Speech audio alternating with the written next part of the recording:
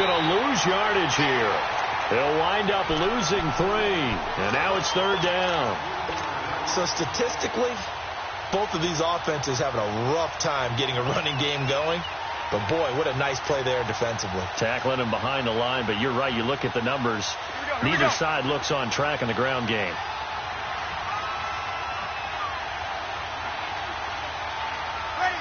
Waiting. Back now at Lambeau. It's the Saints who hold the football, but they're trailing.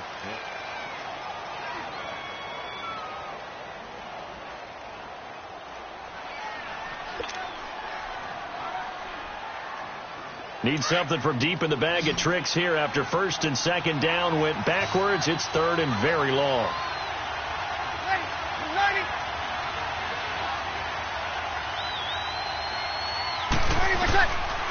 From the gun, it's Breeze. Packer pressure, and down he goes.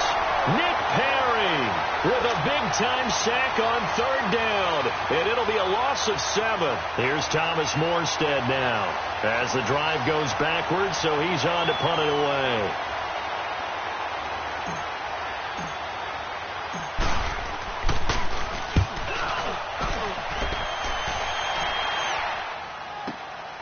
And he'll go ahead and field this at the 5. Give him 11 yards that time on the return. And the Packer drive will start from deep in their own territory with a 1st and 10. Now trotting out there, the Packers getting ready to go. And following the interception, just any interception, are you a little bit more cautious when you start that next drive, or no, you just throw that out the window? I think you are. I don't think that there's any way you can run back out there and go, totally didn't affect me. Let's just go ahead and be loose with the football again. You're going to take care of it, but you have to be careful about being too cautious because now you can't run any offense at all. Still want to attack. We'll see how they attack them here.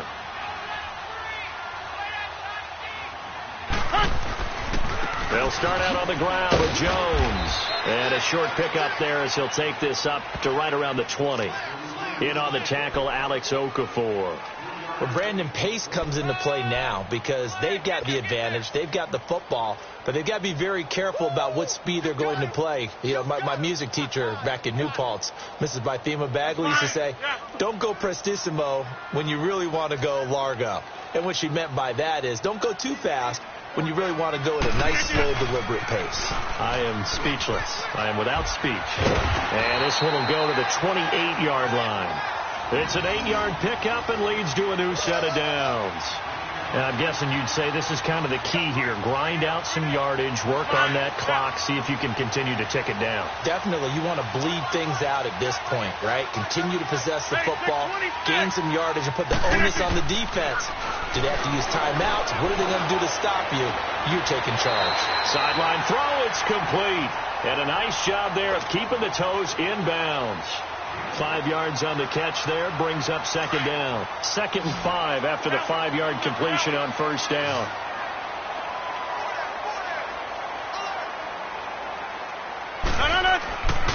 Now Rodgers. His throw incomplete. Coverage there by Von Bell. I wouldn't be shocked at all right now if there's a look of surprise on the big fella's face because he had the route that he wanted, running the corner, and usually he's able to use his body and catch the football, but a really nice play by the defenders, able to knock it away. Where y'all going?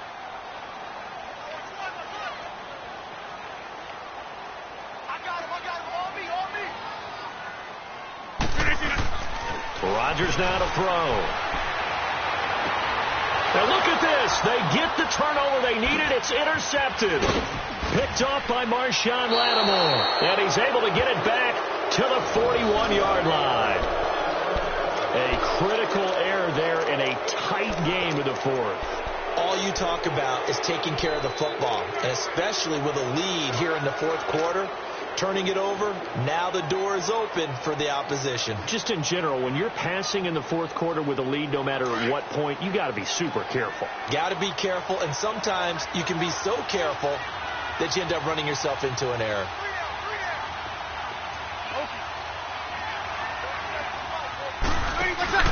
They go play action here on 1st down.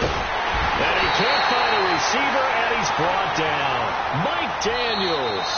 And before this second down play, we'll get a whistle, a signal, and a timeout. It's just their first. They'll be down to 2 remaining as we step aside here in the fourth quarter.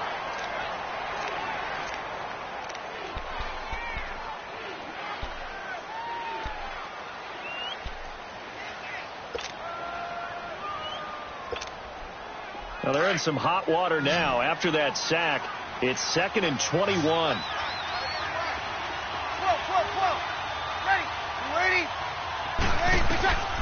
Shotgun now for Breeze. He's going to let this one go deep. And both guys were there, but it falls incomplete. There's definitely contact there, but it's the fourth quarter of a kind of tight game, and sometimes the officials just say, let them play.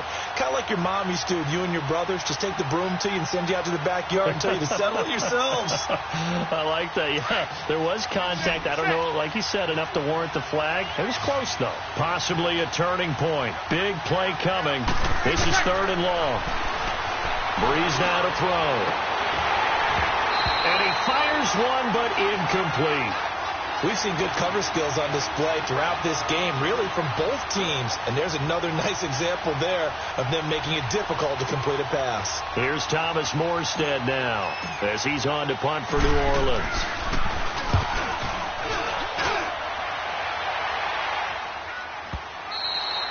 And a little too much mustard on that one. It hits a couple yards into the end zone. A missed opportunity there maybe to pin them back. The Packers offense now heading back out onto the field. Right now clinging to a 1-score lead, Charles, and I think operating within that 4-minute offense with a little less than 4 minutes to go applies here, right? It certainly does, and that means the playbook is still wide open. But you are a little bit more careful about what you're calling. You want plays they're going to gain yardage, how would you say it, consistently, right? You don't need the big shots downfield, but make sure the clock continues to run. Pile up the first downs. And the goal, end the game with your quarterback kneeling down at the end, and you still have the lead.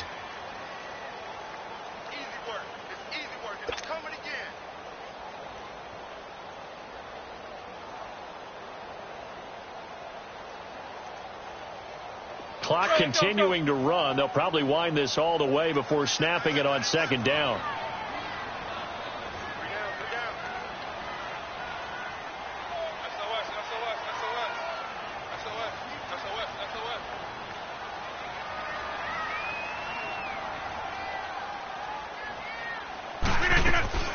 They'll go again to Jones. And they'll take him down at the 31-yard line. They get 9 out of that one, and as a result, the drive continues. I have to chuckle to myself a little bit, Brandon, because right now, I could be in that huddle with that offensive line. I know exactly what they're saying. If you call a pass play here, we're going to call a timeout. Run the football. We've got control of this thing. Get him behind us and let's go. Their time to shine.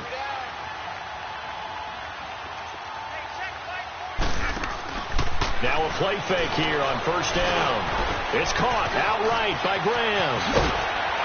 And he gets this one to midfield before he's brought down. Time for a break. We'll come back, see what transpires after this.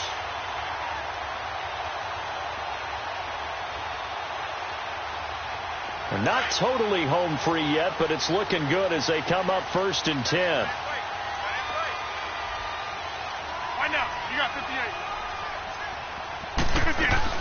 They'll run it now out of the gun. And he'll lose yardage here. Back at the 47. So fresh out of the 2-minute warning, and here's another timeout taken with 1:55 remaining.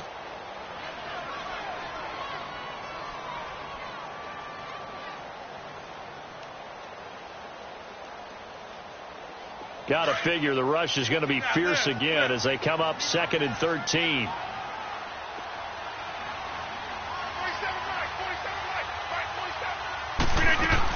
On 2nd down, it's Jones. And he's going to take this one down inside the 45. And play is stopped here. Timeout. It's the defense calling the timeout here, as they'll talk it over here before what will be an important 3rd down. That's mine. Yeah.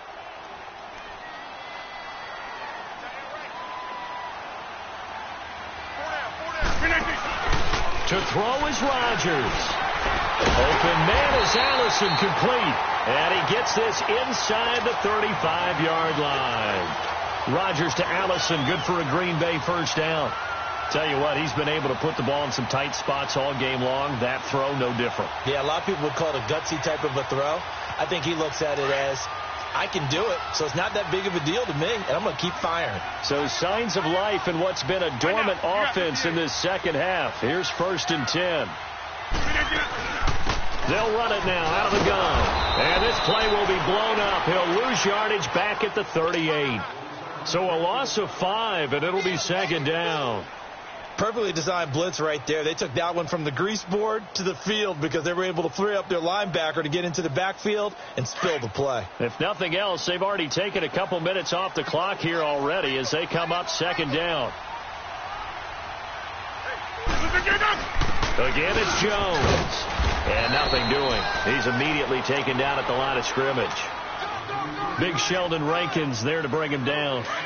Charles, why didn't they just take the knee there? You're asking the question that I'm asking as well, because we've seen a lot of football where coaches decide maybe they get a little greedy. I don't know if they're doing it for stats or for what reason. We've seen it happen in college. And how about in the NFL? The miracle of the Meadowlands. All they had to do was take a knee and the game was over. The Giants ran it one more time. Ball popped free. Philadelphia picks it up and wins the game. What year was that? 1978. I think it was in November. They pick up 10, but it'll still lead to a 4th down. They got the completion, but they didn't get the first down. So you got to think if you're on the defensive side of the ball, you're pretty happy with what you just accomplished there. Yeah, guy, like you said, got him out of bounds, stopped the clock, kept him short of the marker. All right, so then instead of a 2-score lead in the waning moments, that miss means they're going to need to sweat this one out after all, partner. Nothing comes easy in this league. That could turn out to be a miss of disastrous proportions.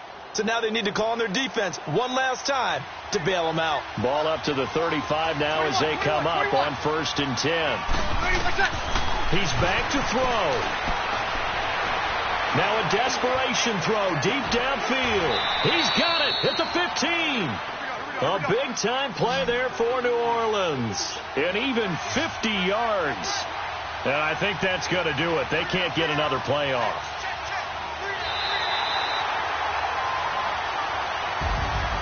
Well, going into the final play of this game, they knew that they needed some type of a miracle there at the very end, but they couldn't get it done. However, we were treated to really a spectacular affair. Even though they didn't finish it off.